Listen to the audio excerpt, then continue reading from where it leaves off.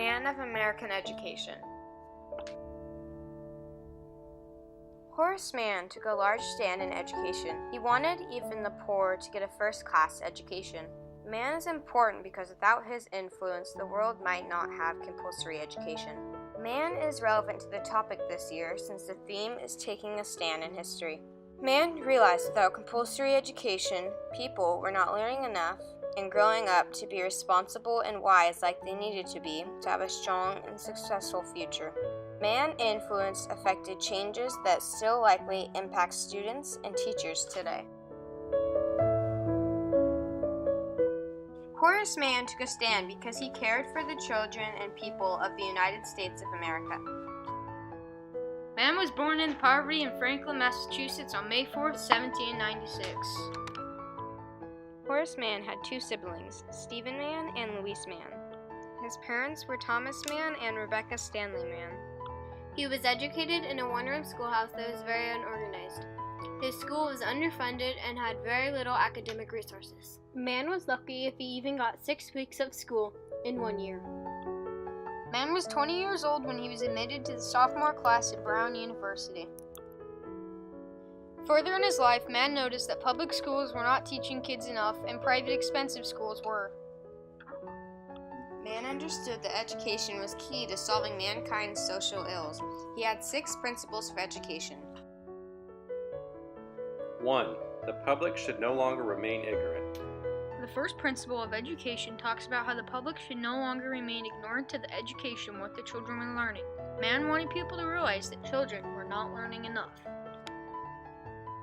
2. That such education should be paid for, controlled, and sustained by an interested public. The second principle talks about how if people work together, they can pay enough money to help sustain a school or more schools to teach children and make sure they get a good education. That's why, in principle number 1, they don't want people to be ignorant. 3. That this education will be best provided in schools that embrace children from a variety of backgrounds. The third principle talks about both the first and second principle. By doing both the first and second, that people can achieve the third. When the people work together and pay money to sustain schools, they can have teachers that want to teach. They will have schools that are educating children and children that want to learn. 4. That this education must be non-sectarian. The fourth principle talks about how education should be non-sectarian, which can help with bullying, and that way kids don't get physically or emotionally hurt because of their beliefs or race. 5. That this education must be taught by the spirit, methods, and discipline of a free society. The fifth principle is leaning towards the teachers. When they teach, they need to focus on their methods of teaching and discipline. 6. That education should be provided by well-trained professional teachers. The sixth principle talks about how schools should look into who they hire and who they have working for them. They should look into people who want to teach and have a good record, not just people who are doing it for the money. Though these principles were written in 1868, Horace Mann's ideas are still relevant today. He had a wife named Charlotte Messer, which divorced him. Then he remarried to Mary Tyler Peabody Mann. They had 3 kids, George, Benjamin, and Horace Mann Jr. Mary grew up in Salem, Massachusetts. She left her home when she was 18 to go and teach in Maine. When Mary was in her mid-20s, she moved to Boston to help teach young children with her sister.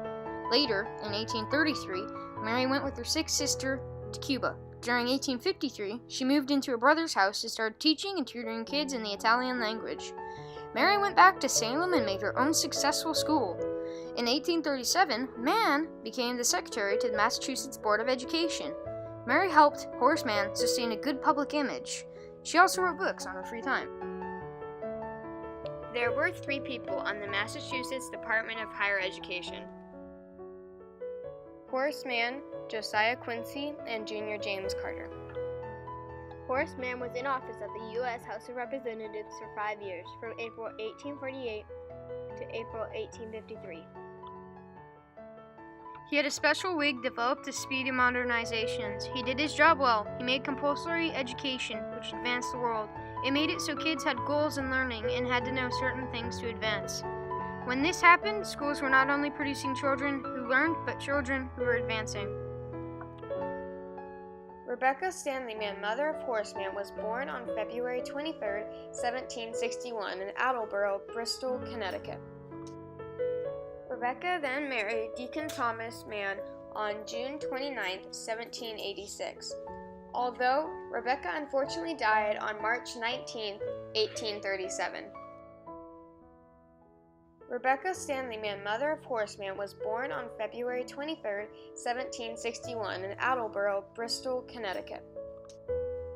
Rebecca then married Deacon Thomas Mann on June 29, 1786, although Rebecca unfortunately died on March 19, 1837. John Taylor Gatto was against public education because in 30 years of him teaching, he realized that not only kids were not learning, they were bored.